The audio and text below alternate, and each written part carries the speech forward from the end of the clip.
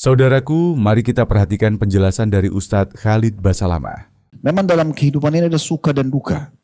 Tidak semuanya adanya suka. Kita memang akan ada nikmat supaya kita bersyukur, ada cobaan supaya kita bersabar.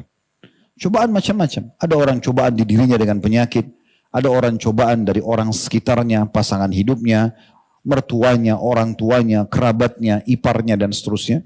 Ada orang mungkin cobaannya dengan teman-teman terdekatnya. Dan sekian banyak contoh-contoh dalam masalah ini dari kehidupan Nabi SAW dan seterusnya. Semua orang akan diuji. Ada juga ujian masyarakat dari pemimpinnya, ada ujian pemimpin dari masyarakatnya. Maka hal-hal yang seperti ini ujian dari Allah Subhanahu wa taala. Tugas kita bersabar. Bagaimana caranya bersabar? Menerima dulu keputusan Allah Subhanahu wa taala sebagai sebuah ujian sambil kita ikhtiar. Kita coba luruskan kalau itu memang salah, kalau ada kezaliman. Kita memohon kepada Allah Subhanahu wa taala agar kezaliman ini diangkat.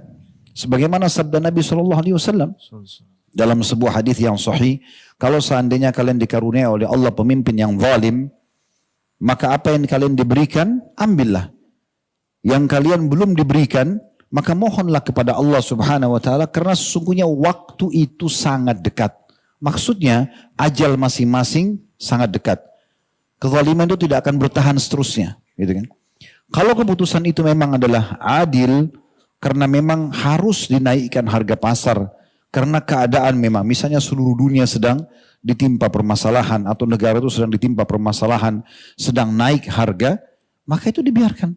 Memang itu keputusan yang bukan cuma kita sendiri. Kezaliman itu di saat kita secara individu tidak mendapatkan hak kita. Tapi kalau merata, semua orang bisa merasakan karena memang itu kebijakan yang dianggap adil, maka itu adalah hal yang dibolehkan dalam syariat. Di masa Nabi Muhammad SAW, saudaraku seiman, pernah terjadi kenaikan harga pasar. Lalu datanglah beberapa orang sahabat dari hadis Jabir radhiyallahu anhu, hadis yang sahih. Mereka datang kepada Nabi SAW mengatakan, ya Rasulullah, harga pasar lagi naik.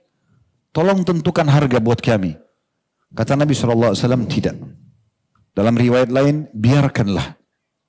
Kemudian datang orang kedua mengatakan hal yang sama. Nabi SAW mengatakan biarkanlah. Karena sesungguhnya penentu harga, penentu rezeki adalah Allah Subhanahu wa taala. Di sini banyak sekali ulama menanggapi statement Nabi SAW. Kenapa beliau sebagai pemerintah tidak menentukan harga dan membiarkan pasar? Karena beliau tahu tentang kondisi di masa itu. Maka kita di sini teman-teman sekalian bersabar.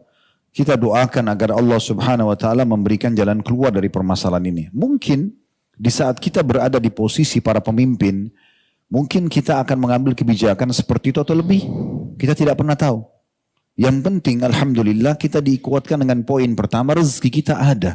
Akan sampai kepada kita dengan izin Allah Subhanahu wa ta'ala. Maka tidak perlu khawatir dengan masalah ini. Tapi tetap tadi saya bilang di poin selanjutnya bersabar. Artinya sabar itu terima keputusan Allah Subhanahu wa ta'ala sebagai ujian, tapi sambil ikhtiar. Yang suaranya bisa sampai di saat ini memang adalah kezaliman, disampaikan. Seperti tadi sabda Nabi SAW, apa yang kalian diberikan, ambillah. Yang kalian belum diberikan, mohonlah kepada Allah Subhanahu wa ta'ala secara langsung. Ketahuilah, waktu itu sangat dekat. Kan begitu. Kalau keputusan itu adil, maka kita berdoa kepada Allah Subhanahu wa ta'ala, semoga Allah berikan solusi dari permasalahan buat negara misalnya, ya, atau keadaan yang sedang ada, supaya bisa kembali normal dan seterusnya. Semoga Allah memudahkan urusan kita.